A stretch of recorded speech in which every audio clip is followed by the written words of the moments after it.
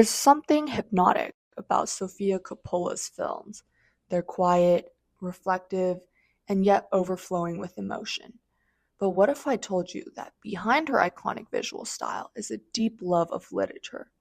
From tragic romances to sharp social critiques, the books Sofia Coppola loves are as layered and intriguing as her films. These books don't just inspire Coppola, they illuminate the themes that define her work.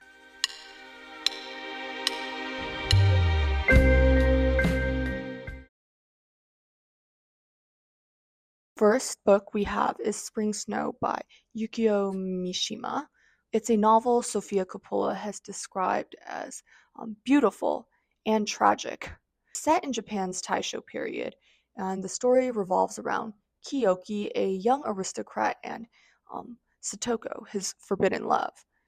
Their relationship is steeped in longing, regret, and the pain of missed opportunities. The restrained romance in Spring Snow mirrors the emotional core of Coppola's Lost in Translation. Like Kiyoki and Satoko, Bob and Charlotte share a connection that feels profound, but it's fleeting. Both stories ask, what do we do with the love we cannot hold on to? But Spring Snow isn't just a love story. It's also a meditation on tradition, time, and choices that define us. Mishima's lush descriptions of Japan's changing seasons beautifully echo Coppola's visual storytelling. In both cases, the ephemeral beauty of nature symbolizes impermanence. Mishima captures this through Kiyoki and Satoko's fleeting love, while Coppola does so with delicate, fleeting moments in her films. Both artists remind us that nothing lasts forever, and that's precisely why it's so beautiful. Mishima's writing and Coppola's filmmaking share a kindred spirit. They both tell stories that linger in quiet introspection, drawing attention to what is left unsaid. But why should you read Spring Snow? Beyond its stunning prose, it's a novel that will break your heart in the most exquisite way. Mishima explores the fragility of love, the weight of societal expectations, and the inevitability of change. If you've ever been moved by Coppola's ability to capture fleeting moments of connection, this book will feel like stepping directly into her world. It's a story that stays with you, much like the unforgettable scenes in her films. The Price of Passion. Next, we delve into Leo Tolstoy's Anna Karenina, one of Sofia Coppola's favorite books. This iconic story follows Anna, a woman who defies societal norms in pursuit of passion and freedom only to face the devastating consequences. Coppola's portrayal of Marie Antoinette feels like a spiritual parallel to Anna. Both women are trapped by their roles in society, craving freedom and love, but paying the ultimate price for their rebellion. But what makes Anna Karenina timeless is its moral complexity. Anna isn't a traditional heroine. She is impulsive, passionate, and deeply flawed. But that's what makes her human and connects better with the audience. Similarly, Coppola's Marie Antoinette challenges us to see beyond the surface. Marie is naive, frivolous, and complicit in the excesses of her era. But deep down, she's also a young woman struggling to find agency in a world that offers her none. Like Anna, her story is about the tension between personal desire and societal expectations. What is so special about this book? It's more than just a sweeping romance. Tolstoy dives deeply into the human soul. He captures every nuance of emotion: love, jealousy, guilt, and despair.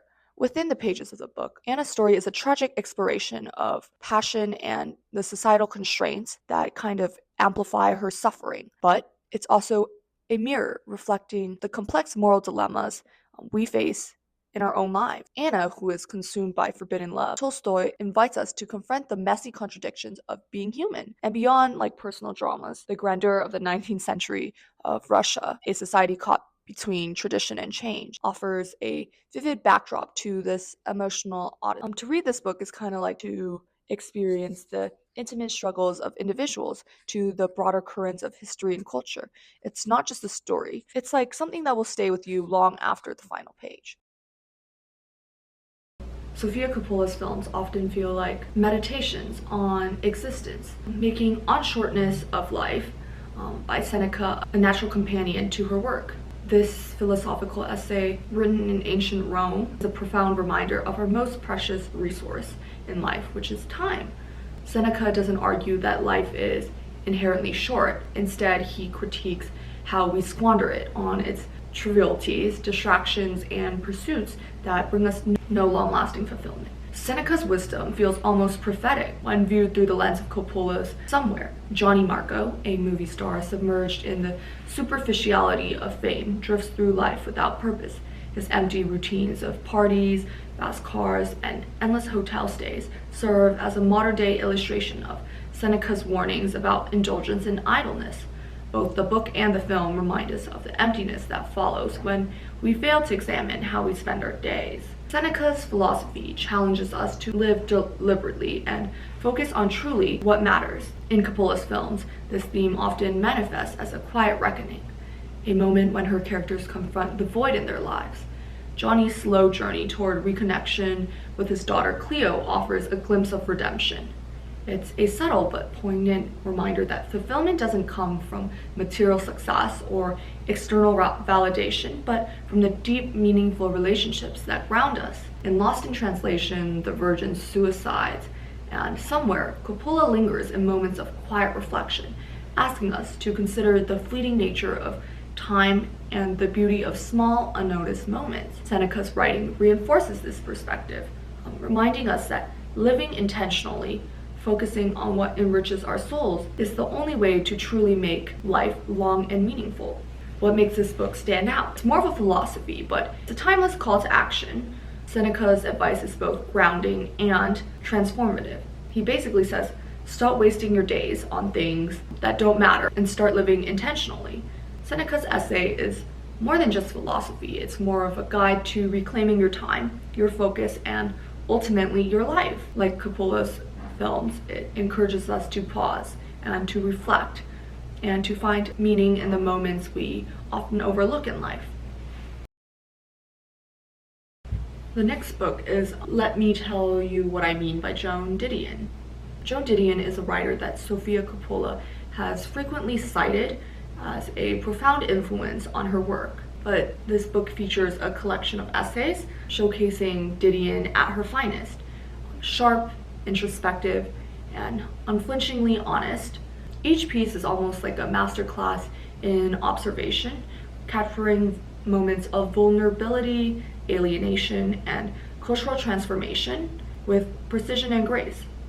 Like Didion, Coppola is a master at evoking atmosphere. Both artists are able to translate the essence of a time and place into something more tangible and deeply emotional.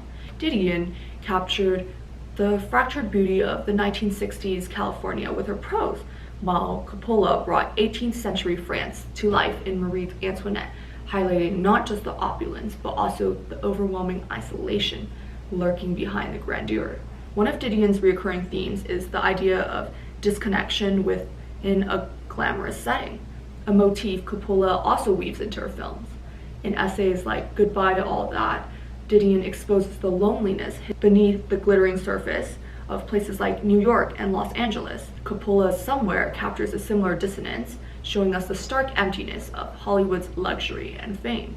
They remind us that even in the most beautiful, seemingly perfect lives, there is an undercurrent of chaos, a need to create meaning amid disarray. Both of them excel at presenting stories with a quiet, observational style that kind of stays with you even after you finish reading or watching. Didion's essays serve as a mirror reflecting the culture's imperfections and contradictions, something that Coppola also achieves with her visual storytelling. If you're a fan of Coppola's ability to craft more atmospheric and introspective stories, you'll find kind of a kindred spirit in Didion's work. Both artists share an insane amount of talent for capturing the fragility and the complexity of the human experience, making this book kind of great for anyone who loves to reflect on identity, culture, and the stories we tell ourselves to make sense of the world. Our next book is something Sofia Coppola often, I don't think she mentions it that much, but she did write the foreword for this specific edition. It's The Custom of the Country by Edith Wharton. And this book is a critique of ambition, class, and the unrelenting desire for status. Something I feel like we kind of see a common theme in Coppola's films. The novel's protagonist, Undine Spragg, is one of literature's most ruthless and fascinating characters. Her relentless climb up the social ladder that was fueled by vanity and greed is captivating, as it is much morally unsettling. And Sofia Coppola has mentioned her admiration for this book, and it's easy to see why. Undine's world of shallow glamour and ruthless ambition feels like a precursor to the hollow celebrity culture Coppola explores in her films, like The Bling Ring. Undine's obsession with wealth and prestige mirrors the superficial desires Coppola dissects in The Bling Ring. Both stories delve into the allure of materialism and the devastating emptiness that lies beneath. Whether it's Undine chasing aristocratic husbands or Nikki posing with the stolen designer goods, these characters embody a culture that prioritizes image over substance, leaving behind a trail of emotional and ethical destruction. Wharton's critique of the Gilded Age parallels Coppola's commentary on modern celebrity culture. Both depict dazzling yet soulless worlds where the pursuit of status consumes individuality and erodes genuine human connection. Undine's marriages and manipulations echo the performative relationships in Coppola's films, where characters are often isolated by their ambitions. Just as Undine climbs higher and higher only to find herself increasingly isolated, Coppola's characters often find that the life they've worked for all this time isn't as fulfilling as it had seemed. The gilded surfaces of Wharton's world and Coppola's Hollywood are both stunning and deceptive, beautiful cages for those who inhabit them. This book, beyond a story of one woman's rise in society, it's a masterful critique of ambition and class.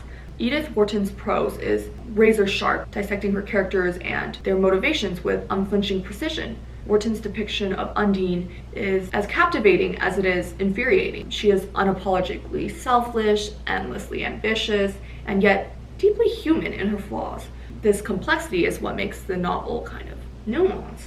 It explores the same themes of emptiness beneath opulence and the sacrifices made in the pursuit of superficial success. It's a timeless exploration of human desires and societal pressures, making it relevant today as it was a century ago. Okay, some other films that I didn't get a deep dive into, but I kind of want to mention. Sofia Coppola's debut feature, The Virgin Suicides, feels almost like a visual representation of Joan Didion's haunting prose in Let Me Tell You What I Mean. The Lisbon sisters exist in a world of suburban perfection, but beneath the surface lies suffocating isolation. Didion's essays often examine societal facades and the pain they conceal, much like Coppola's dreamy yet unsettling portrayal of the girls' lives. Also, in Priscilla, the titular character's journey echoes themes from Edith Wharton's The Custom of the Country. Both Priscilla Presley and Undine Spragg enter glittering high society worlds only to find themselves trapped by their own ambitions and societal expectations. The isolation that Priscilla experiences within the glitzy confines of Graceland mirrors Undine's struggles to find meaning amid the opulence of the Gilded Age. And she is able to capture these moments with her signature intimate cinematography, where every glance and gesture speaks volumes. Much like Wharton's critique of materialism, Coppola explores the emotional cost of living in the shadow of fame. Priscilla's quiet moments of reflection become the heart of a story about reclaiming identity in a world that constantly demands more. Reading these works not only kind of gives us an insight to her creative process, but reminds us why stories really do matter.